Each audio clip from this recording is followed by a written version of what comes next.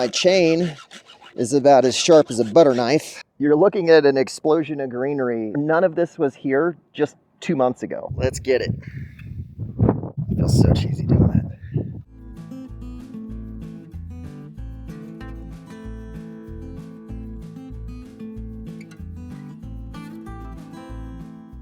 My favorite part about Dustups is the element of surprise. There are so many constants: the relentless heat, the dry landscape, the lack of rain. But on every single trip, there's always something that catches me off guard. Whoa, holy cow! I spend a week every month working on my desert forest, and even for this trip, I was surprised at how much I was surprised. It seems like every day brings something new, something unexpected. The project is now entering a phase where I mostly know what to expect. After a year and a half, the momentum's building, there's a reliable water source, the plants are thriving, I've got the basic tools I need. It's just working. For me, that's always a risk because my greatest asset is my ADD. I get hyper-focused and I work in a flow state with ease. But my biggest weakness is my ADD. The risk for me is managing my interest level so that I stay motivated, but not so much that I burn myself out. And coming out to the ranch in a difficult season and having all of these wonderful surprises, it's one of those things that really fires me up. And thankfully, there's no high drama involving potential dam washouts or broken bulldozers. This trip was mostly me finding lots of little surprises and observations that made me smile. Whoa, holy cow. What a difference. You weren't joking about it being green. Look at that. That's wild. A lot of that's sorghum. And the cat, look at that cute little pad. That's just crazy. Look at the size of that thing. Looks good enough to eat, doesn't it? Yeah, it does. That would be a great nopal. The Palo Verde is doing really good. This stuff is solid. This one's the rattlebush. Yeah, I thought it would be taller. Yeah, this one, it hasn't gotten taller for a while, but it is robust. Yeah, it's nice and thick. Closes up at night. Does it? Notice the leaves are all laid down. They'll flatten out in the daytime and follow the sun. It's like closed for the night. This is nuts. I can't imagine how cool this is going to look in the daytime. Also, fencing is now like overwhelming priority. Dude, look at the size of that pad. Mm-hmm. That is crazy. Good eating if you burn off the spines. And here's our tacos starting soon. That grass I transplanted is hurting. I don't think it's hurting. I think it's gone to oblivion. You think it's dead? Yeah, I think so. I had high hopes for that clump right there. It was a solid clump.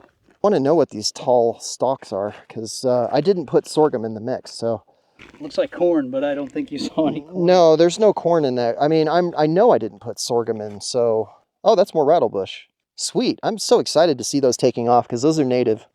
I woke up to a little surprise this morning. We've had oasis grow boxes out here for a year and a half, almost 2 years now, and I didn't really focus on starting with transplants. So not surprisingly, nothing grew because they're not for starting from seed. They're for using from transplants. But knowing that I didn't understand that and I put seeds in the ground, I discovered this.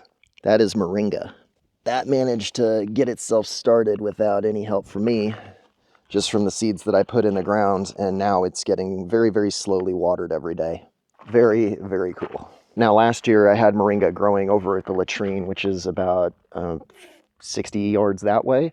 I think the chances of the cattle getting over here and eating this one too are much lower just because we're here all the time.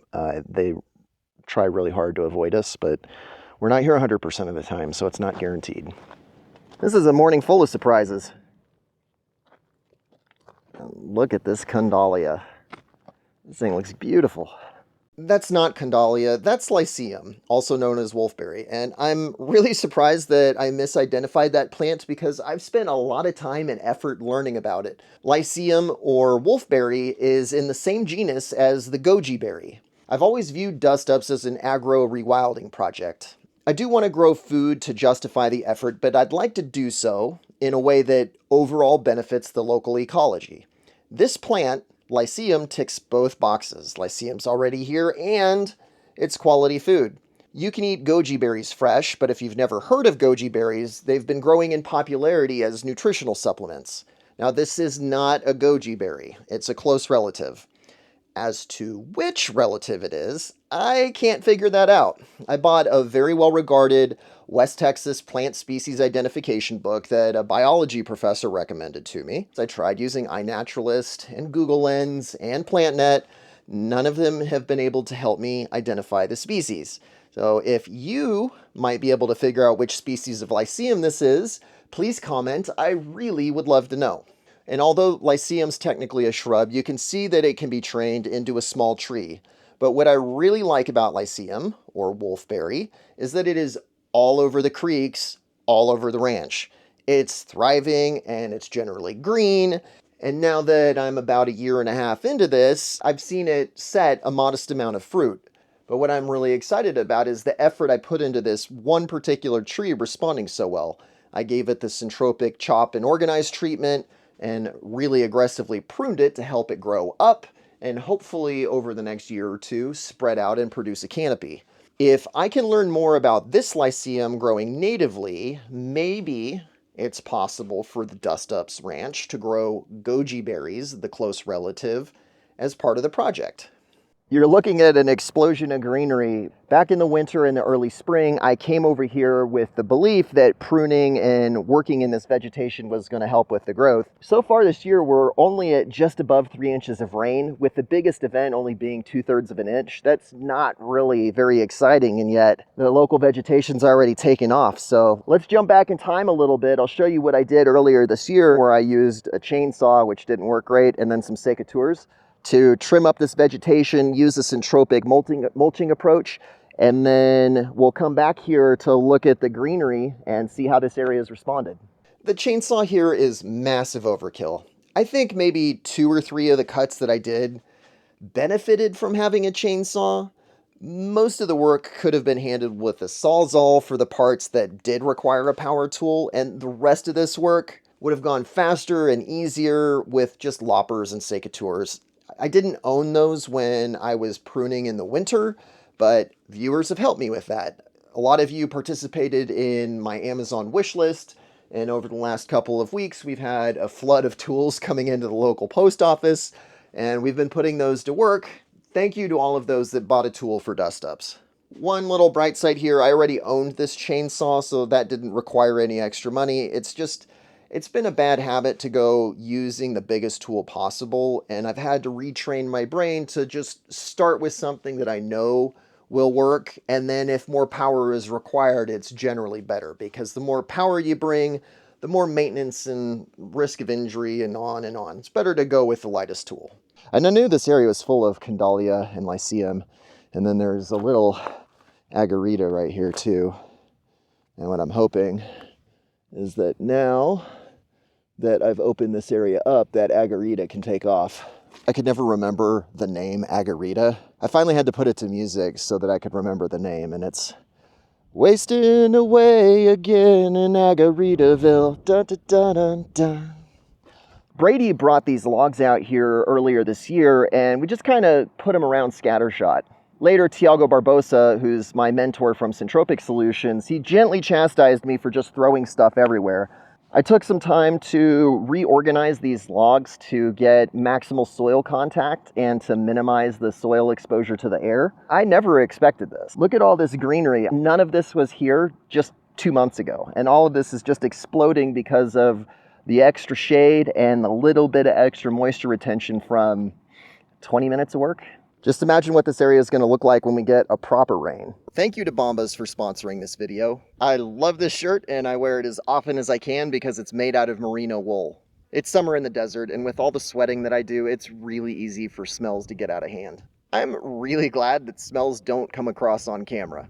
Merino wool naturally fights odors. And the wool doesn't have to work as hard because merino wool is also naturally cooling, which is why I'm standing here without giant sweat stains. All Bombas products are made with comfort first. This shirt doesn't have a tag, so you don't have to worry about it getting itchy on the back of your neck. The seams are thick and they're well made, but they're soft enough that you don't even notice that they're there. And I love this little feature where my thumb slips through the shirt. It helps just minimize the sun exposure on my hand. New customers get 20% off their first purchase, so go to bombas.com/dustups and use the promotion code dustups20 to get 20% off of your first order.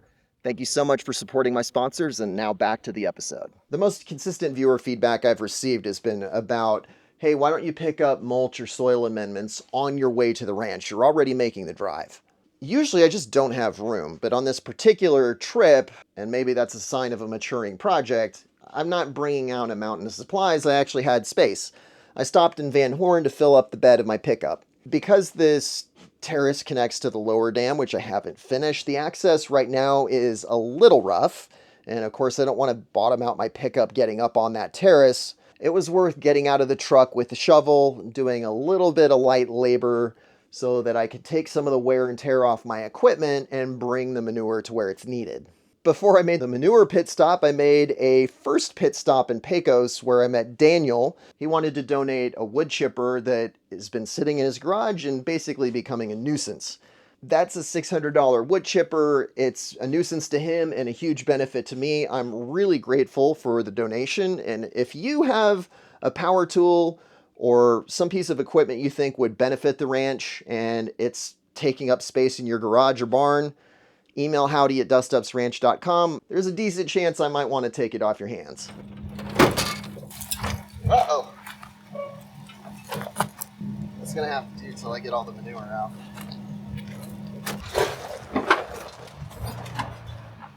And one other major concern people have had has been about grazon and herbicides. That's residual herbicides hanging out in the manure that didn't go away in the animal's digestive tract. There's always the risk of me bringing out manure that contains herbicides. The chemical pollution in that manure could set my efforts back 3 years, maybe even longer in a really terrible circumstance. On the other hand, this soil desperately needs organic matter to grab onto water. The problem isn't bringing water. Organic matter in the soil is as good as pouring 10 times the amount of water that I plan to. It's not the amount of water that you pour, it's the amount of water that sticks around long enough for the roots to grab it. So what's worse? Bringing manure that within a couple of years will decay the herbicides, or not putting any soil amendments in the first place and wasting a whole bunch of water. Now, this particular manure is 5 years old, so even if it was contaminated, it really should be herbicide-free by now.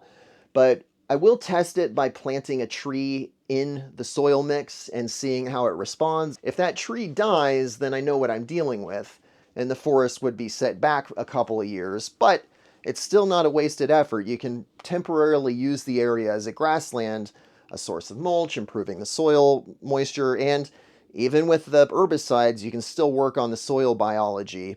It just would require changing the plan. The wind out here is very strong, and the digested fiber in the manure is very lightweight. It blows away so easily with the wind. It's a good idea to mix these soil amendments with existing soil anyway, but it's a much better idea when I'm worried about the wind blowing it away.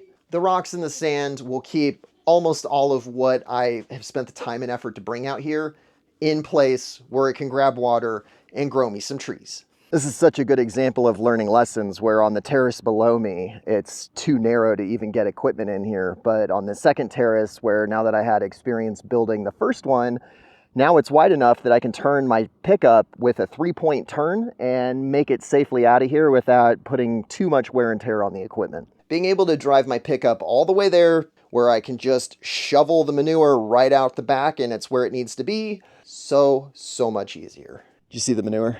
Yeah, it looks good. Yeah? Yeah. That was one load. It's like, it's going to take a lot of loads. Good stuff. Yeah. I'd love to start hauling much larger loads with the dump trailer, but the weight is the issue. The dump trailer is rated for 14,000 pounds, but it can only haul about 9,700 pounds in cargo. And at the moment, I don't have any vehicles that can tow anything close to 14,000 pounds. The best I'm going to do in the near future is a dually that I bought at auction last year, and I've been slowly fixing it up. Once I've got that ranch ready, we can start focusing on hauling. And the advantage to using the dually is that even with a bumper pull, I can do a comfortable 12,000 pounds. Longer term, a gooseneck is probably the type of dump trailer that I'm going to want because that truck is capable of hauling 36,000 pounds. And for those of you wondering why I don't have an electric truck, it has everything to do with hauling capacity. I need the truck to haul some serious weight, and I haven't seen an electric truck that supports a fifth wheel. Although the temperatures peaked out here in June, it's still plenty hot. And one thing I've noticed in August is that we get a dust devil near my campsite almost every day. I'm gonna run into Brandon's room if I need to.